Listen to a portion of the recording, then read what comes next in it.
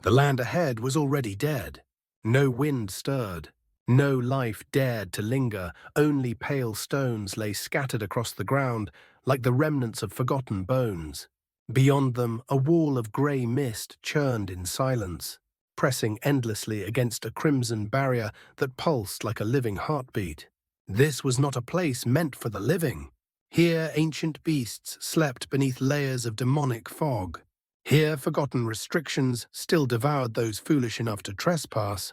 And here, 3 nascent soul cultivators had arrived at the threshold of the inner valley, fully aware that one wrong step would mean annihilation. Yet none of them turned back, because beyond the mist lay power that defied time itself, and the path forward demanded blood. If you enjoy my way of explaining and storytelling, don't forget to like and subscribe. It really motivates me to keep creating. The verdant, untamed landscape vanished, as though it had never existed, replaced by a bizarre and unsettling scene. White stones now carpeted the ground in every direction, each one smooth and oval-shaped, as if painstakingly polished by unseen hands. The largest were the size of human skulls, while the smaller ones were no bigger than clenched fists. Far in the distance lay a vast expanse of dense grey mist, so thick that it was impossible to see through. The mist occupied an area roughly 300 meters wide, hemmed in on both sides by a crimson radiance. The blood-red light surged toward the fog like an advancing tide, yet the mist resisted stubbornly, pressing back as if it were an unyielding embankment.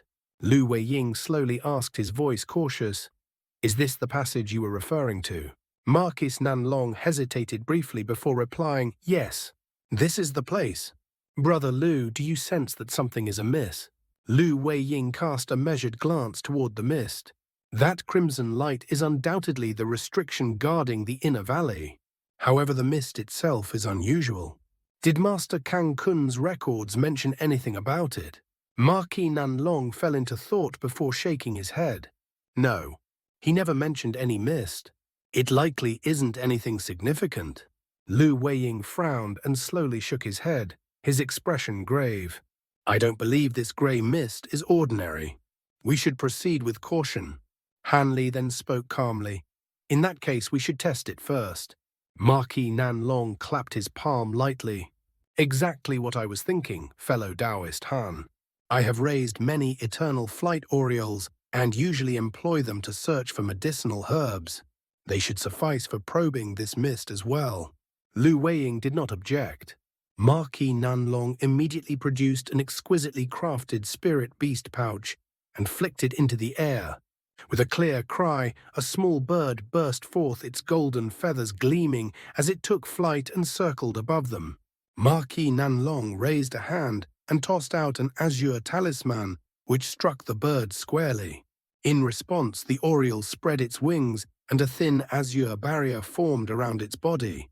With another sharp cry, it shot toward the grey mist in a streak of golden light. Even before the bird reached the mist, Han Li's eyes began to glow faintly blue. Activating his bright sight spirit eyes, he swept his gaze across the surroundings. His expression changed abruptly. Meanwhile, Marquis Nanlong and Lu Weiying were fully focused on the bird's flight. The eternal flight oriole plunged straight into the grey mist and vanished without a trace. Because Han Li was unable to see clearly into the mist, he refrained from sending his spiritual sense inside, wary of potential danger. Instead, he turned his attention to Marquis Nanlong, who had closed his eyes and was maintaining his spiritual connection with the bird. His expression was calm, suggesting that nothing had gone wrong. Just as Han Li was thinking this, Marquis Nanlong's body suddenly shuddered. He snapped his eyes open, his face drained of color. Lu Weiying stared at him sharply. "What happened?" Marquis Nanlong said grimly, "There's a monster inside the mist. It swallowed the bird whole. It seems to be..." Han Li and Lu Weiying exchanged astonished looks. After pondering for a long moment, Marquis Nanlong finally spoke again. "It appears to be a massive python. The grey mist is likely demonic fog that it exhaled." "A giant python." Lu Weiying frowned deeply. "That makes no sense. Why was there no mention of it in Master Kang Kun's records?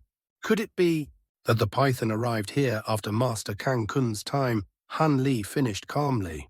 Yes, exactly. Lu Weiying nodded emphatically. Marquis Nanlong continued, his expression heavy. Your reasoning is sound. But how could a creature like that exist safely within Devil Fall Valley? It must be an extraordinary demonic beast, likely an ancient variant. If we don't slay it, we won't be able to enter the deeper regions of the valley. This will be troublesome. A cold glint flashed through Lu Weiying's eyes. That won't be an issue. Since the grey mist isn't a restriction, there's no need to fear it excessively. With our combined strength, this ancient beast shouldn't pose much difficulty. At most, it's no stronger than the ancient flame toad. Regardless of its true strength, Marquis Nanlong said solemnly, we must eliminate it if we wish to proceed. Let us act together. As he spoke, he opened his mouth and spat out a small sword shimmering with golden light. At the same time, Lu Weiying rolled his hands, summoning a brilliant white formation flag into his grasp. Seeing this, Han Li could only smile bitterly. It was clear the two had already decided to attack immediately. Suddenly, Han Li turned toward an empty patch of air, his expression sinking. I don't oppose dealing with the beast. However, before we begin, shouldn't we invite this fellow Taoist to stop hiding?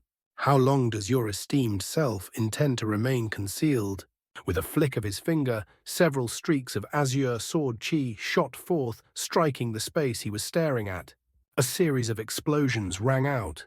A silhouette shrouded in yellow light abruptly appeared, clutching a massive shield. Marquis Nanlong and Lu Weiying were momentarily stunned. The figure was a gaunt man in his 40s. He hastily bowed to the three nascent soul cultivators, his face pale with terror. This is a misunderstanding. Seniors, please do not be angry. I only arrived here recently and will leave at once. Lu Weiying cried out in shock the instant he recognized him. Huang Tianming, it's you. A trace of hostility surfaced on Marquis Nanlong's face. Brother Lu, you know this man. Lu Weiying's expression darkened. Fixing the gaunt man with a cold stare, he said he belongs to a minor sect within our righteous Tao alliance.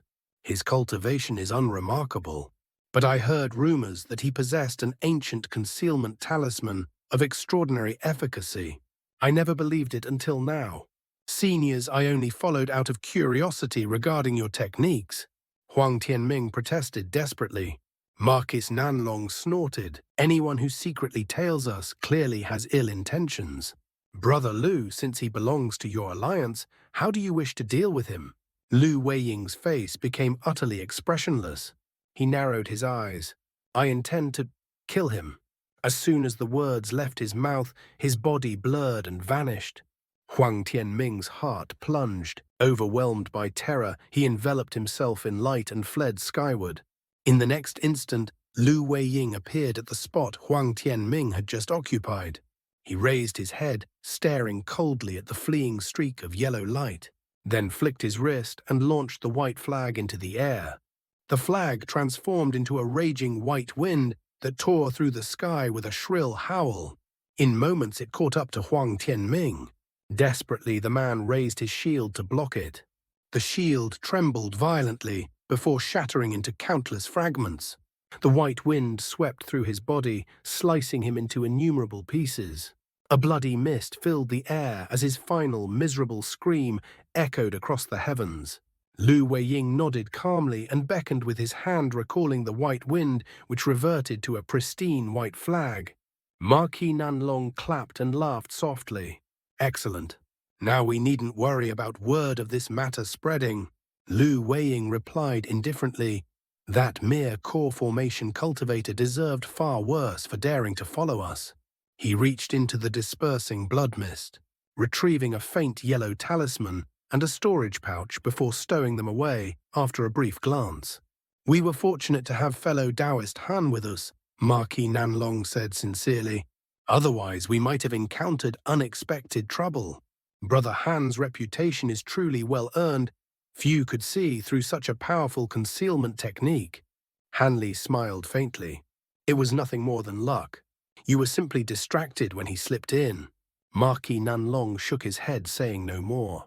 Lu Weiying returned to them, his expression solemn. "Let us move quickly. We should avoid any further complications." Han Li nodded. With a flip of his hand, a shimmering formation flag appeared. Stroking his chin, he said, "Once we kill the python, the disturbance will be considerable. I'll first set up an isolation formation to contain the sound and spiritual fluctuations within the restriction. That way nearby cultivators won't be alerted." Lu Weiying smiled approvingly. Brother Han is indeed meticulous. That would be best. Han Li immediately flew off, placing formation flags one after another. Before long, a large spell formation took shape. Its sole purpose was to suppress sound and spiritual ki fluctuations, allowing it to be completed swiftly. When Han Li returned, Lu Weiying calmly waved the flag in his hand. "Since the formation is ready, I will use the hurricane flag to disperse the fog. That way the python will have nowhere left to hide."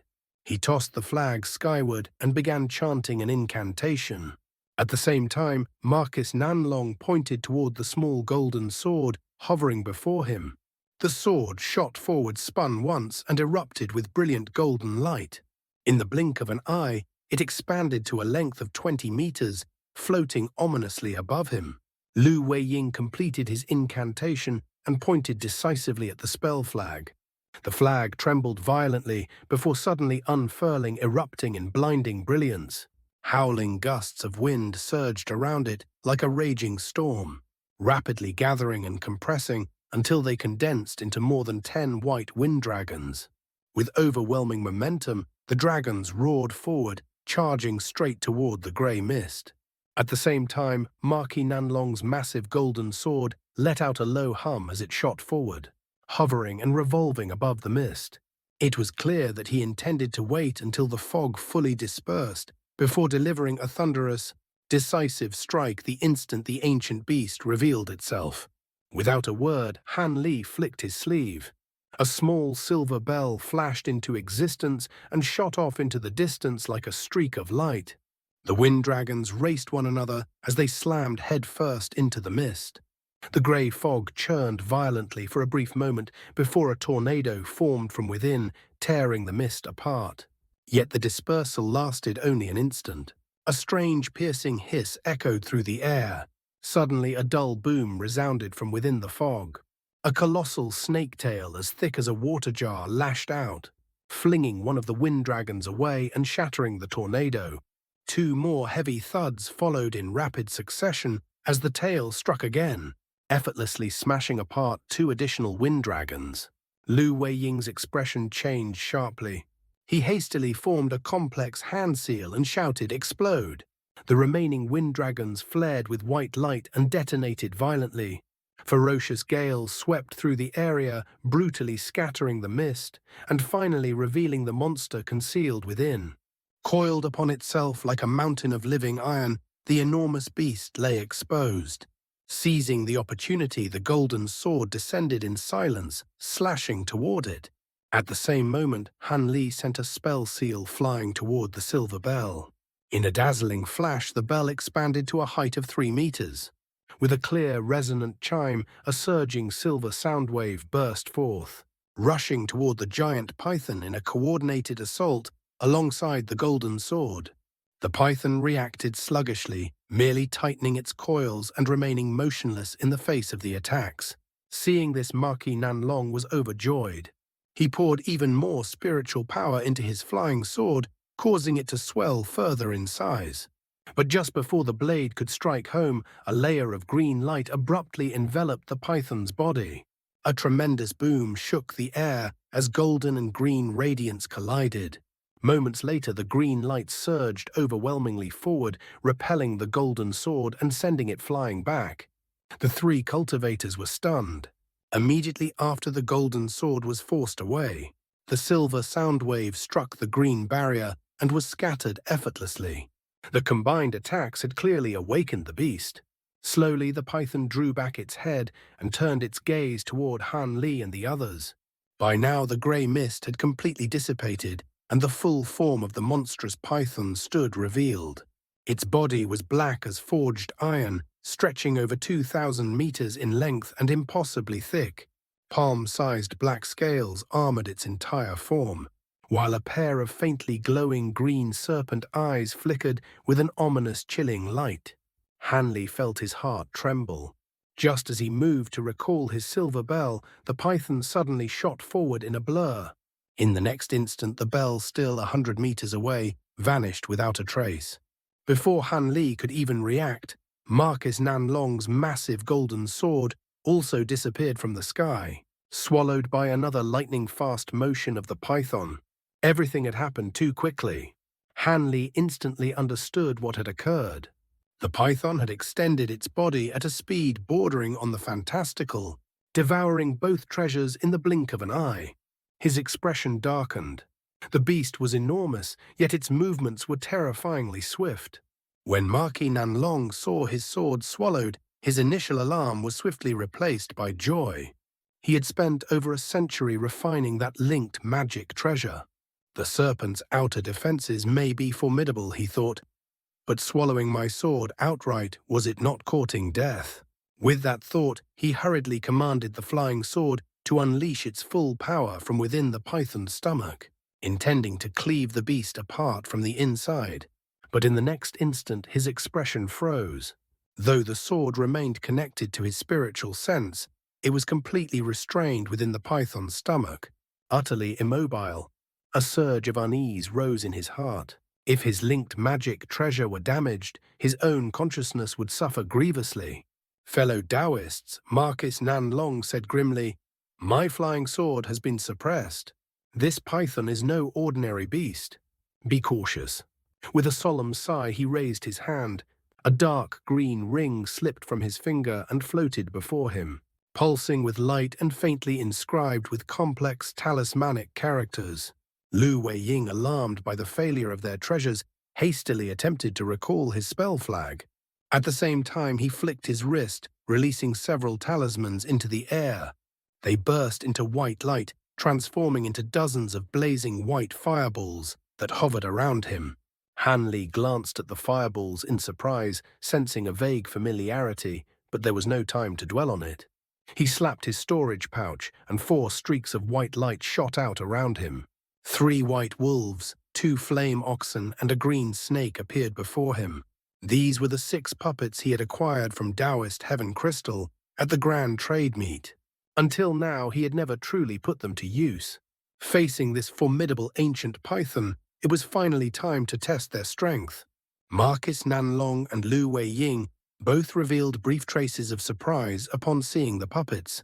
The 3 cultivators, all seasoned veterans, exchanged solemn glances and launched a coordinated assault. Yet a chilling glint gathered in the python's eyes.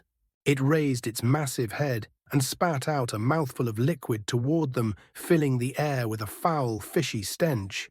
Startled, the 3 immediately raised protective barriers and held their breaths.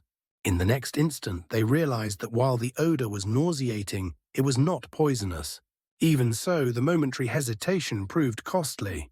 Seizing the opening, the python suddenly opened its jaws wide and began to inhale violently, its massive body swelling. In the blink of an eye, stone and earth from the ground before it were ripped free and sucked into its mouth. The 3 cultivators were caught off guard, their bodies tugged by an overwhelming force that nearly dragged them forward. Han Li's 6 puppets were instantly pulled toward the python's maw, utterly unable to resist. A flicker of surprise crossed Han Li's face, but his mind remained calm.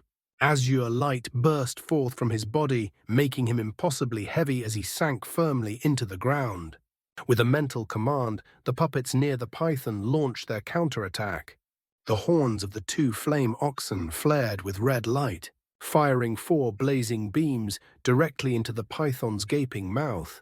Just as the beast confidently believed it would swallow Han Li and the others whole, its exposed tongue was struck. Red light flashed violently. A series of heavy impacts followed. The python let out a muffled groan and snapped its jaws shut. Whatever the damage, it ceased inhaling for the moment.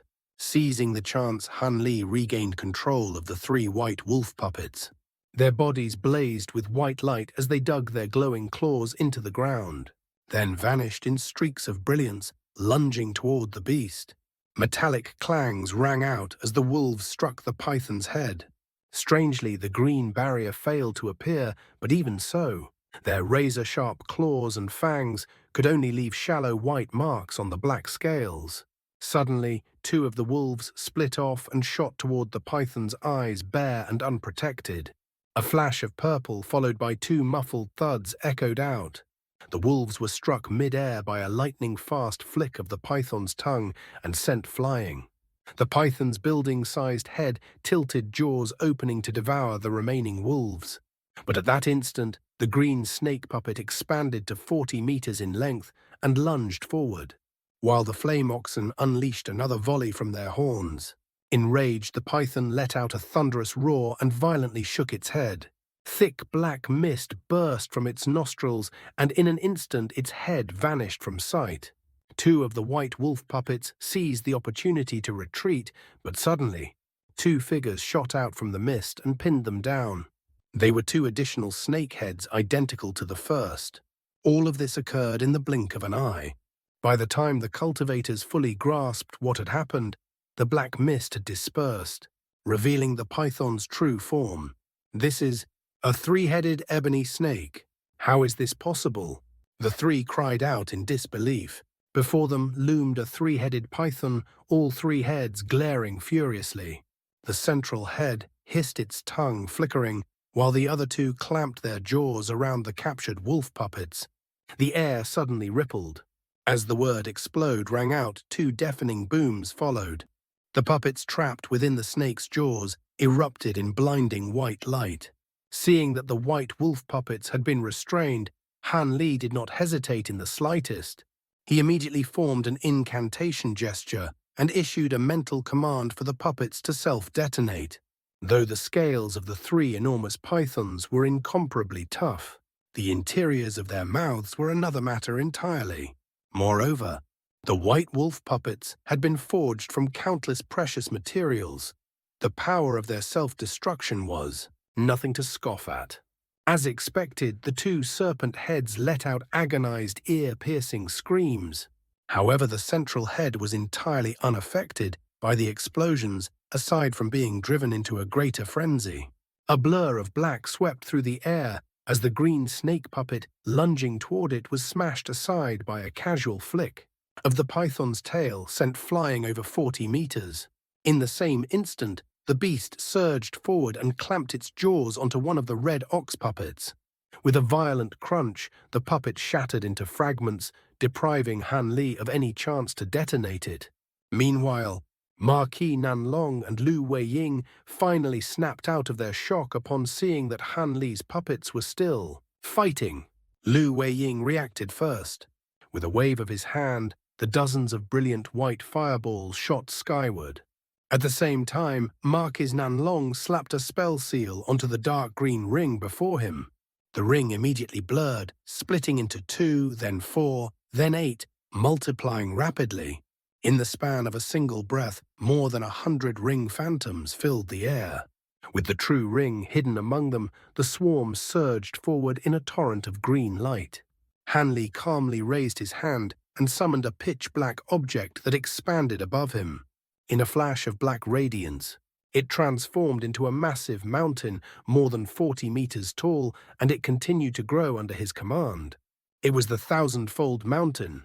Given the ancient python's enormous size and astonishing defenses, this treasure was far more suitable for dealing with it. However, its speed was frightening. Han Li knew he would have to restrain the beast first before landing a decisive blow. Just as he was considering how best to accomplish this, the python's left and right heads appeared to recover from the earlier explosions. They opened their jaws and unleashed 2 beams of grey light. Lu Weiying's white fireballs burst apart upon impact, but the resulting waves of white flames met the grey beams head-on, locking them in a deadlock. Meanwhile, the dark green ring swept past the clash of flames and beams, racing straight toward the python. Behind them, the thousand-fold mountain advanced slowly, yet inexorably. Sensing danger, the python let out a furious howl from its central head. Its massive body flared with green light as it lunged forward, jaws gaping wide. With a violent sweep, it scattered the ring phantoms. Yet one ring concealed at the rear abruptly dodged aside and reappeared above the python's head in a blur. The ring shone brilliantly before transforming into a streak of condensed green ki that slammed downward with thunderous force. In the next instant, the dark green ring expanded massively, constricting the python with all its might and biting deep into its flesh. The beast suddenly felt its vital 7-inch region locked tight, an overwhelming wave of agony coursing through its body. The central head thrashed wildly, roaring in desperation as it struggled to break free from the ring's binding power. The pain rippled through the beast, causing the other two heads to falter. Their grey beams flickered and finally collapsed, no longer able to hold back the advancing white flames. Lu Weiying's eyes lit up. Seizing the opportunity, he urged the white flames forward. The inferno surged upward to more than 40 meters tall, engulfing the massive python. Yet the green light coating the python's body proved astonishingly resilient, holding firm against the flames. While its head was restrained, its body remained largely unharmed. At that moment, black light suddenly gathered overhead. A colossal black mountain, nearly 100 meters tall, materialized above the python, slowly revolving as dense black clouds poured downward, enveloping the beast completely. The python's movements immediately became sluggish within the oppressive black clouds, as though an immense weight pressed down upon it. Taking advantage of this opening, the black mountain began its descent. Realizing the peril it faced, the python raised all three heads with great effort and spat several orbs of light skyward. However, before they could reach the mountain, the black clouds dissolved them without a trace.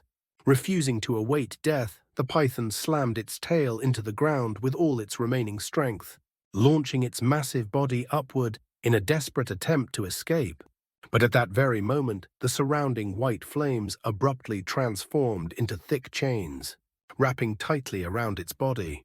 The python barely managed to rise 30 meters before being dragged back down, crashing violently into the ground.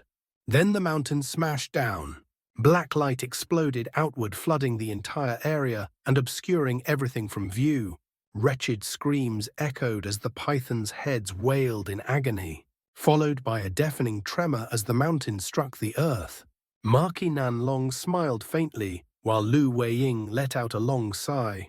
Han Li, however, frowned as he watched the scene. The black light gradually faded, revealing the towering mountain. The huge python was not completely dead. One head remained uncrushed. It flailed madly, shrieking as it thrashed back and forth. The sheer vitality it displayed, even in such a state, was astonishing. Lu Weiying snorted coldly and waved his hand. A streak of white light shot forth, slicing through the air. It spun once above the beast, before cleanly severing the remaining head. Blood erupted in a fountain nearly 10 meters high as the headless body collapsed at last. Lu Weiying's expression relaxed as he muttered, "It's finally over." Still, this three-headed ebony snake wasn't as terrifying as the legends claim. Maki Nanlong shook his head, speaking hesitantly. "It's likely this wasn't a true specimen. A genuine three-headed ebony serpent possesses wings, and each head wields a different elemental ability. If this had been the real thing, we wouldn't have defeated it so easily." "Perhaps it was merely a variant," Han Li said calmly. "Either way, there's no need to dwell on its origins. Let us proceed into the passage." With a gesture, he recalled the thousand-fold mountain, which shrank rapidly and returned to his sleeve in a streak of black light, revealing the shattered corpse beneath. Maki Nanlong retrieved his treasures as well, the golden sword and dark green ring flying back into his grasp.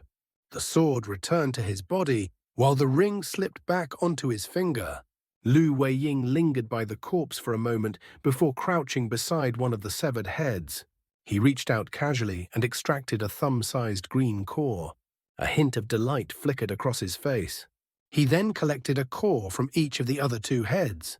By the time Han Li finished gathering the fragments of his puppets, Maki Nanlong had already arrived. Without a word, Lu Weiying handed one core to each of them. Han Li glanced at the core briefly before storing it away without comment. Marquis Nanlong did the same. With a single fireball, Lu Weiying reduced the massive corpse to ashes and said with a relaxed tone, "If we were alone, slaying such a beast would have been troublesome. But with our combined strength, ancient beasts of this level pose little challenge. If the ancient flame toad is just as manageable, this journey will be quite comfortable." Marquis Nanlong gave a bitter smile. "I hope so. But the ancient flame toad is likely far more troublesome. After all, it forced even Master Kang Kun to flee. Though he was severely weakened at the time, that beast must be formidable." Lu Weiying nodded silently after a moment's thought. By then, Han Li had already circled the area and retrieved the concealment formation flags. Returning, he said, "Let's go. We'll soon find out how formidable the ancient flame toad truly is." He took the lead without hesitation.